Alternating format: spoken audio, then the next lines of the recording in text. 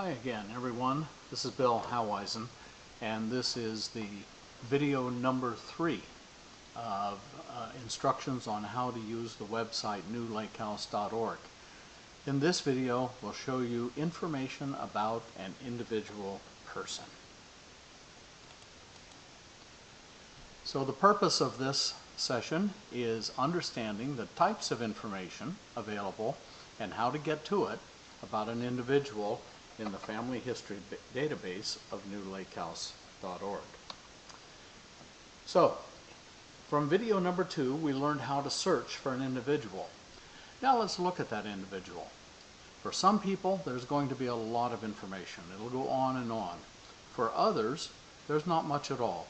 For some, we have only a name. And if you can help us supply the missing data, please, by all means, do so. Let's get together. As we've done before, first I'm going to talk about this, and then we'll go to newlakehouse.org, and I'll show you how it happens. So first of all, there's a purple bar down the left-hand side of the display, and it has information categories listed, such as name, born, gender, confirmation, all events in a person's life. If you look further down, you'll see a last modified, just before there's a white bar break in that purple band. This indicates the end of that kind of information. In this case, it was personal information. And below that white bar starts the next category. In this case, it's parents, and then after that, it's family, and so forth, until the end of the listing. We'll see it all in a moment. I'd like to call your attention to several almost so small that they're hidden aspects about the lines of information in the listing. First of all, you'll see at the end of many lines of information a tiny little magnifying glass. And in the listing that I've excerpted right here, it would be right between the O in Ohio and this 1 indicating a footnote. By clicking on that magnifying glass in any one line, it will show you a list of everyone in the database that has information in that field. You might not think about why that would be interesting, but I'll show you an example in a little while.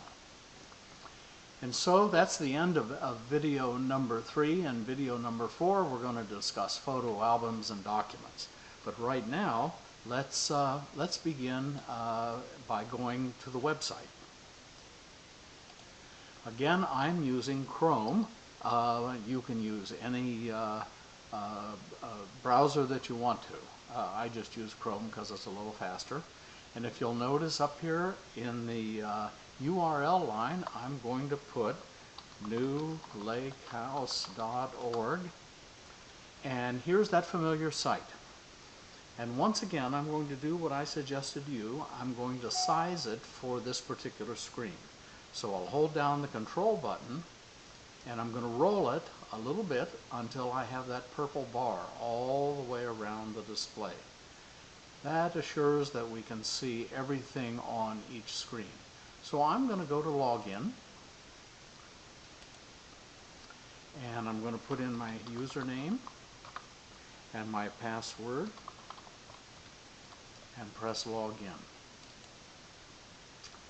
And now we're back and we're logged in, and we're going to search for a person, and I'm going to use Herman Carl Hauweisen as my example, as I've done in earlier sessions. So first name, Herman Carl. I can put in both names or one. I'm going to narrow the search this way. I don't have to pay attention to capital letters. I can just put them in that way. So I'm searching for Herman Carl Hauweisen. And as you see, we don't get a list of Hauweisens with the name Herman Carl. We have only one. And so here's the information screen about an individual. First of all, I want to call your attention to this information right up here. This is the name. The last name is always in all caps, and here is the first and middle name. And you notice this little picture right here. That's called a thumbnail. I'm trying to put thumbnails for every person into the website, and for many people I haven't found a suitable photo yet. So if you see that it's missing, and you've got a photo of that individual, say in their 20s or 30s, we think that's most typical. Please make arrangements let me borrow it so that I can scan it and dimension it and add it in as a thumbnail. It's just very useful because I'll show you in the next session or the session after how that's even more useful than you might imagine. So here is the information. Here's that purple bar I talked about, and I'm going to scroll down, and what you see, it comes down here to a break. This first section is not marked any place very clearly, but this is personal information, and I think that's pretty obvious. So we have name and all this information: gender, when and where confirmed, education, occupation, many residences, religion, more residents, and so forth. I called your attention to these little tiny magnifying glasses over here. That symbol is so small it hardly even looks like a magnifying glass. But I'm going to click this one down here on education for Herman Karl Hauweisen. Between 1893 and 1895, he was at Capital University in the preparatory department. So if I click that magnifying glass, what we find here for education, 3 people listed who indicate education in Bexley, and down below it here, graduations for a number of people who attended, were educated in Bexley, Franklin County. This is just a way to see who else has that status, and it's so easy by using that little tiny magnifying glass. If we get down here to Herman Karl Hauweisen and where he's buried, here's a very interesting use of that little magnifying glass. I'm going to click it on here, and so far in the database we have only Herman Karl Hauweisen buried at Wesley Chapel Cemetery in the family mausoleum. Well, we know that's not correct at all. There are many people buried in that mausoleum who belong in the family, and we simply haven't provided that information yet. So this is a use of that little magnifying glass that hopefully over time this list will grow and grow. So if you would decide at some point to go visit Wesley Chapel Cemetery on the northwest side of Columbus, you would have an idea whose markers you might find at that location.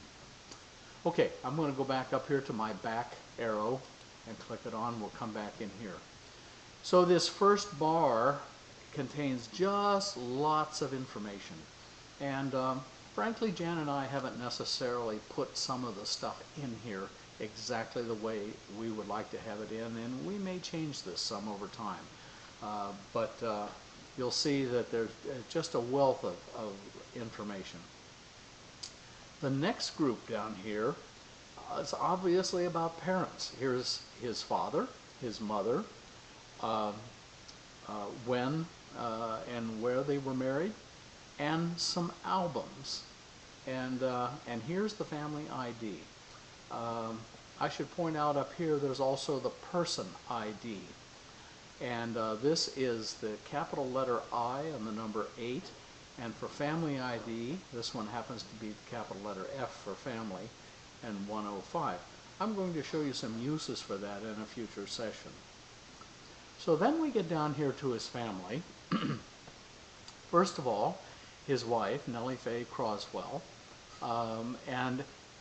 You notice this is underscored and in violet compared to the other lettering here. Most of the information is in black.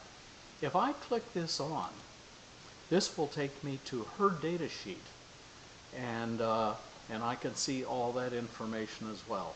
Very quick and easy way to get to another individual.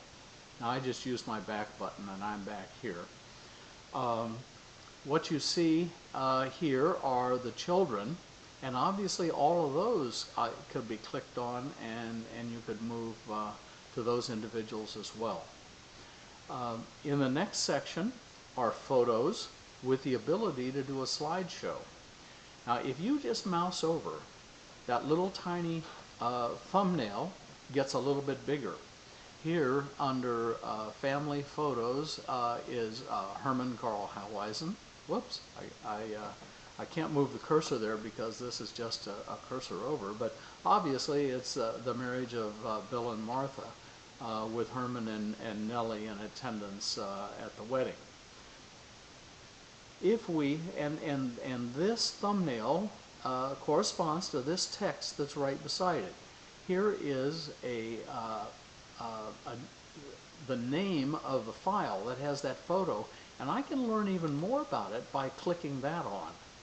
Now you see I get a very nice large photo, and there's Herman Carl and Bill and Martha and Nellie. And down below it here, again, the name of that picture, HM stands for Hauweisen Meyerholtz, and it's 044 in the sequence. And if we know anything about that picture, we've written a little explanation. So here it says the photo was taken in 1942. How do we know that? Well, we know that's when Bill and Martha were married. The photo was taken at the wedding of WFH, Bill, and MHM, Martha. The photo shows left to right Herman Carl, Bill, Martha, Nellie. The photo was taken at 118 West 10th Avenue in Columbus, and that's at Martha's parents' home in over near Ohio State University. Okay, so this is a way you can look at those pictures, and we'll talk a lot more about those in the next session. There's lots of pictures here. Also some albums here. I'm going to save those for next time as well. You notice there is no icon. For photos, there's almost always a thumbnail of the actual photo itself, but for albums and documents, they're a little bit different. So the next section we get down here, by the way, the family ID for Herman Carl is F for family, 97. There's a group sheet for that. Then after that, we get a lot more photos that are linked to Herman Carl Hauweisen, but not to the family. The links here are a little bit arbitrary, and so what we have done here is sometimes if the picture has more to do with the family than with the individual, we'll link it to the family. If it really calls attention to the individual, then we link it to the individual. So here is a picture of Herman Carl Hauweisen's class of 1893 at Capitol, and he is in the front row on the very right side. Again, because I'm doing mouse over, I can't point to it for you. Here's a picture of Herman and Nellie at the Croswell house when they were courting, before they were married. There's a wedding picture of them and so forth. Here's a picture of Herman Carl. Several pictures of him, because this is his information sheet. Here's that famous picture of he and two friends playing a mandolin trio. Houses, cars, lots of family pictures, but focusing on the individual. Here's Herman Carl with Mary Hauweisen, probably at graduation. Some pictures of Herman Carl in the church at St. Mark. Lastly, here are documents, and again, I told you the thumbnail shows in the photographs a miniature of the actual photograph. Here, all the thumbnails look like just a stylized sheet of paper. And what we have in documents is all kinds of information that's textual in nature that might be of interest to you. Some of these you'll feel like reading, others you'll feel like yawning as you look at them. But at any rate, what we have here are just different kinds of background material that provide richness and information on this individual and his or her life. And again, sometimes documents are combined into albums to make them easier for you to use. Finally, in the information for the individual, down here is a section called Notes. And Notes gives you a place for just other textual information. And Jan has been working very hard to build a little story about each individual from what we know of them in their lives. In the case of Herman Karl Haueisen, when we did the presentation at the reunion last year, we knew a lot about him, so we put some of it in the notes area. Here are some interesting items from Herman Karl's diary with the year in which it's shown. And then the last section here is purely genealogical. It is the footnotes that indicates the source for some of the information that is recorded in this profile of an individual. So the number 1 here, if you remember, if we go clear back up here to the this information, and we have him born in Norwich, Franklin County, that information comes from footnote number 1, and I'll tug this all the way down again, and whoops. Footnote number 1 comes from Polly and Herm Haueisen research. Polly has done a great deal of research, and her son Carl has helped out in this. And we have been fortunate to have that available to us for inclusion in the family history.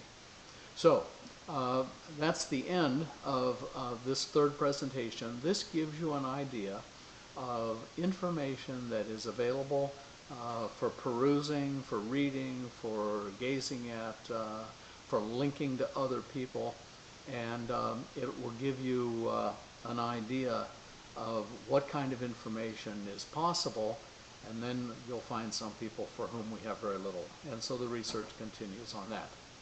Thank you very much.